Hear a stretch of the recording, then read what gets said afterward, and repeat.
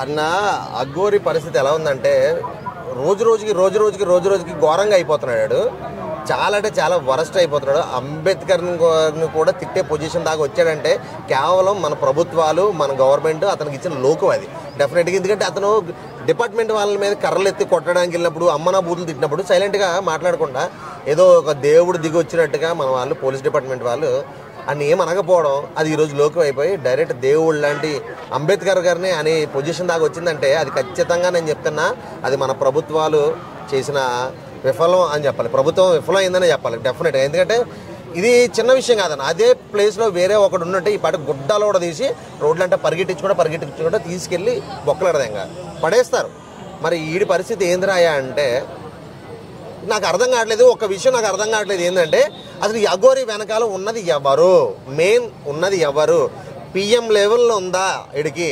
నాకు తెలిసిందంటే ఇక్కడ లోకల్లో సీఎం లెవెల్లో ఉన్నా కూడా వీడు అంత రెచ్చిపోవాల్సిన అవసరం లేదు, అంత రెచ్చిపోవడం సీఎం లెవెల్లో ఉన్నా కానీ వీడికి పిఎం లెవెల్లో ఏమన్నా లింకులు ఉన్నాయా అన్నది మెయిన్ ఇంపార్టెంట్. ప్రధానమంత్రి నరేంద్ర మోడీ ఏమన్నా సపోర్ట్ చూసుకుని వీడు రెచ్చిపోతున్నాడా? ఎందుకంటే వీడు రెచ్చిపోయేది ఇంత అంత కాదు. ఇక్కడే ఒక మన తెలుగు రాష్ట్రంలో రెచ్చిపోయాడంటే ఓకే, మన తెలుగు రాష్ట్రంలో ఏదో సీఎం సపోర్ట్ ఉంది అనుకోవచ్చు. కానీ వీడు బయట రాష్ట్రాలకు వెళ్ళినా కూడా వీడు ఎక్కడ కూడా తగ్గట్లా. మరి ఏంది దీనికి కారణం ఏంది? అసలు వెనక ఉన్న వ్యక్తి ఎవడు? అది ఖచ్చితంగా ఒక వ్యక్తి ఎవరో ఇతను నడిపిస్తున్నాడు డెఫినెట్గా. సో అదే మెయిన్ ప్రాబ్లం అవుతుంది. సో ఆ వ్యక్తి ఎవరన్నది ఇంకా మనకైతే బయటకు తెలియలేదు. కానీ ఖచ్చితంగా మాత్రం ఒక పెద్ద హ్యాండ్ అయితే మాత్రం వీడి వెనకాల ఖచ్చితంగా ఉందన్న.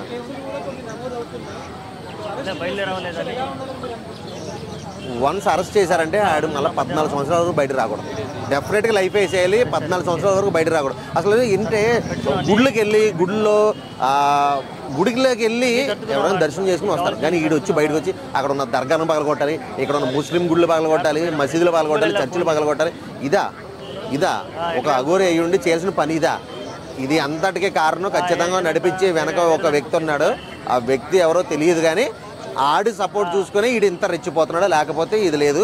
పోలీస్ డిపార్ట్మెంట్ వాళ్ళు భయపడమైందన్న నాకు అర్థం కావట్లేదు. కొట్టడానికి వెళ్తుంటే పోలీసు వాళ్ళు భయపడబెట్టి అసలు మామూలుగా ఒక వ్యక్తి ఎవరైనా సరే సూసైడ్ చేసుకుంటారని నెత్తి మీద పెట్రోల్ వేసుకుంటే ఆన్ ది స్పాట్ అరెస్ట్ చేయాలి. ఎందుకంటే సూసైడ్ చేసుకోవడం అనేది కూడా చట్టరీత్యా నేరం, ఆత్మహత్య అనేది కూడా చట్టరీత్యా నేరం. ఖచ్చితంగా వాడిని జైలుకి తీసుకెళ్ళి జైల్లో పడేయాలా, వాడికి కౌన్సిలింగ్ ఇవ్వాలా.